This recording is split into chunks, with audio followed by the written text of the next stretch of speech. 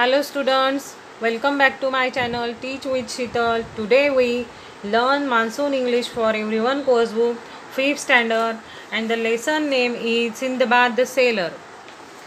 We start the lesson. Have you ever had adventure? Discuss. Many years ago, poor porter named Sindbad lived in the city of Baghdad. One day, a tired Sindbad came across the mansion of a rich merchant and decided to rest outside. Place.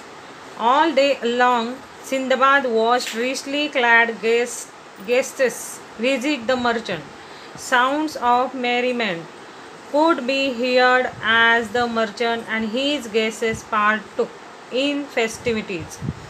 The merchant served his guests the best of food from far and near. The rich aroma of finely cooked dishes and exotic spices wafted in the air. After they sat down to rest, Sindbad felt that the world was unfair. He started complaining to God that the rich had so much comfort while the poor had to work so hard to earn money. The merchant overheard Sindbad complaining to God and asked his guards to call him inside the mansion. When the merchant came and introduced himself as Sindbad the sailor, they realized that by some weird fate, both had the same name. The merchant then decided to narrate to poor Sindbad the story of how he became wealthy. I was the son of a rich merchant after my father died. I spent all his wealth and was soon left with no money. That is when I decided to change my fortune. I sold all of my possessions and set off on a sea voyage. Today we learn the lesson Sindbad the Sailor, and in this lesson, story told about the two Sindbads means the merchant had also named Sindbad and the poor porter is named also Sindbad. And this is the weird fate. With a strange fate, they have same name, Sindbad. We start first and understand this translation of this paragraph. Many years ago, a poor porter named Sindbad lived in the city of Baghdad. Sindbad नावाचा एक porter Baghdad सिटीमध्ये खूप वर्षापूर्वी राहत होता. One day a tired Sinbad came across the mansion of a rich merchant. One day a tired Sinbad come across, आणि तो थकलेला सिंदबाद एकदा एका रिच मर्चंट एका मॅन्शन जवळ आला, एका श्रीमंत व्यापाऱ्याजवळ आला. And decided to rest outside the place. And he decided की इथंच आता त्याने ठरवलं की इथंच आता आराम करायचं. All day long Sinbad watch richly. All day long Sindbad watched richly clad guests visit the merchant. आणि जो सिंदबाद तिथं रेस्टसाठी थांबलेला होता आउटसाइड दी मेन्शन, त्याने काय बघितलं तर अगदी रिचली क्लॅड गेस्टेस.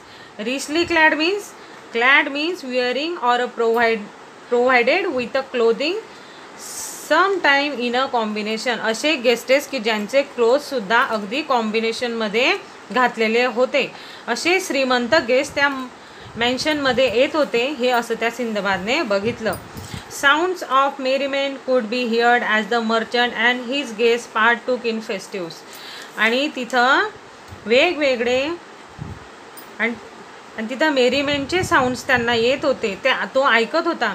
आणि सगळे ते आलेले गेस्ट तिथं पार्ट घेत होते त्या फेस्टिव्समध्ये. म्हणजे ते जे फेस्टिवल होतं, जे त्यांची फंक्शन होतं, त्याच्यात ते पार्टिसिपेट करत होते, भाग घेत होते.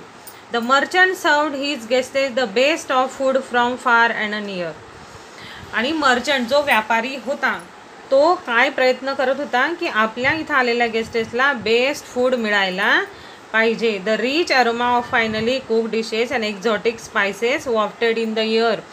आणि त्या बनवलेल्या अन्नाचा स्मेल, अगदी सुगंध स्मेल पूर्ण एअरमध्ये, पूर्ण हवेमध्ये तो ॲरोमा पसरला. After he sat down to rest Sindbad felt that the world was unfair.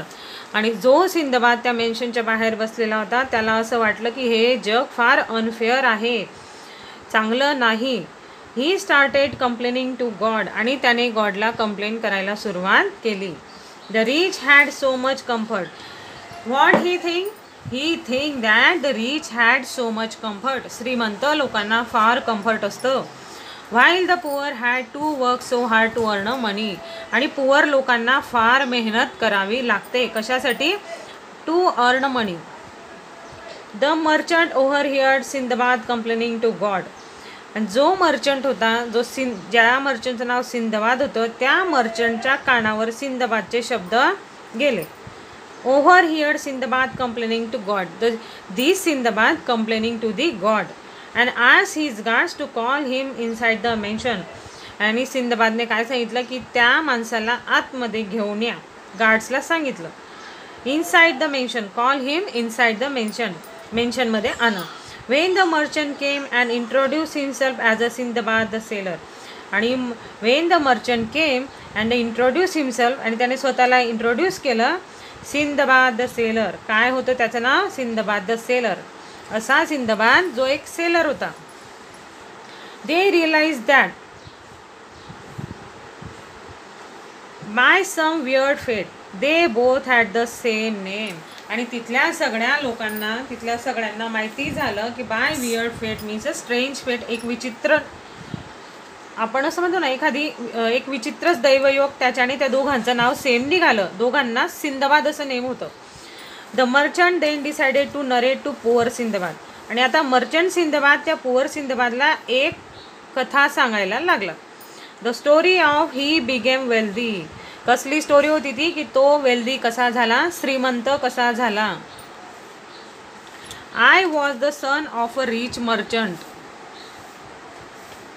I was the son of rich merchant.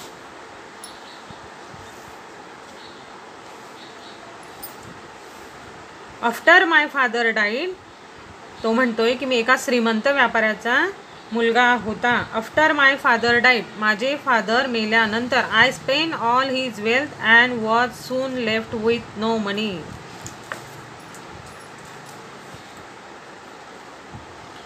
I spent all his wealth. I was the son of a rich merchant after my father died. मी एका श्रीमंत व्यापाऱ्याचा मुलगा होता, माझे father मेल्यानंतर. I spent all his wealth and was soon left with no money. मी त्याची सगळी संपत्ती संपवली आणि नंतर माझ्याजवळ काहीच उरलं नाही. That is when I decided to change my fortune. आणि नंतर मी काय ठरवलं, म्हणजे त्या मर्चंट सिंदबाद जो होता त्याने ठरवलं की आपलं फॉर्च्यून, आपलं भाग्य आपण बदलवायचं. I sold all my possession and set off on a sea voyage. Possessions means things belonging to someone. त्याच्या संबंधित असलेल्या त्याने सगळ्या गोष्टी सोल्ड केल्या. And set off on a sea voyage, आणि एका समुद्र प्रवासाला निघून गेला. Student we learn today this paragraph, आणि if you have any problem please ask me in a comment. Bye.